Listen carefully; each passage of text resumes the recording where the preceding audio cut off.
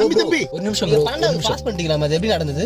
லைஃப்ல அன்பார்ச்சுனேட்லி நிறைய விஷயங்கள் நடக்கலாம், அதுல இதுவும் ஒண்ணு. எப்படி பாஸ் ஆனீங்க டெஸ்ட்? அதான் எனக்கே தெரியலையே.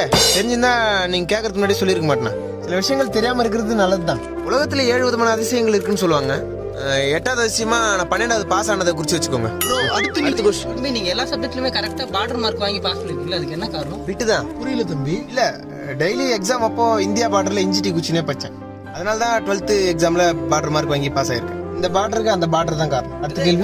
எப்படியா 12வது பாஸ் பண்ணிட்டீங்க, அடுத்து என்ன பிளான்? அடுத்து என் 12th புக்கெல்லாம் எடுத்துட்டு போயிட்டு கைலாங்கல்ல போடணும். அந்த காசை வச்சு பொன்னியின் செல்வன் படத்துக்கு போலான்னு இருக்கேன். உதவியை பார்க்க. பிரதர், நீங்க 12வது பாஸ் ஆன உடனே உங்களை முதல்ல ஆயிடுனது ஸ்டாலின் சார்.